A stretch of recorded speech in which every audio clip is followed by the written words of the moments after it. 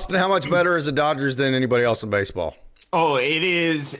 I was looking at a couple of different things. If you look at a Yeah. couple of different areas, like projected fan graphs war, the Dodgers have a basically an 8 wins above replacement gap between the next best team, which is projected to be 8 wins better than the next best team in the game of Wow. baseball if you're using that perspective. And you just look up and down this lineup at this point and just the overall roster, there's not a lot of weak points, especially if you get it to a shortened series. You look at up and down this lineup right now, and even with Tommy Edman injured, there's maybe one spot in the lineup that you could argue is a potential below league average position, which is at the second base position. But they also have a ton of options that they could turn to where maybe one of these guys breaks out. Maybe you see a breakout from an Alex Freeland or a Hae-Sung Kim. Maybe Tommy Edman is able to show why the first month of last season is a little bit more of what he is than what the later months were. Maybe you still have Miguel Rojas, or even once we get to October, maybe it's Kike Hernandez that actually fills in that spot because there's seemingly nowhere else for him to be able to play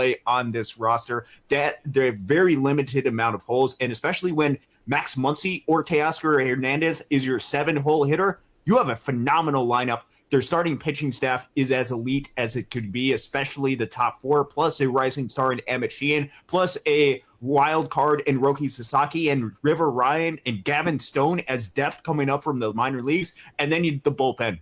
Adding Edwin Diaz makes this bullpen a significantly better than what it was last year. And you look at some of the depth that they're able to have, and even some of the wild cards, like if Edgardo Henriquez is able to figure things out, if they had to transition to a little bit more of Justin Robleski to the bullpen, there's some added pieces that are part of this mix that makes this roster as deep as it possibly can. They are set up to go back to back to back.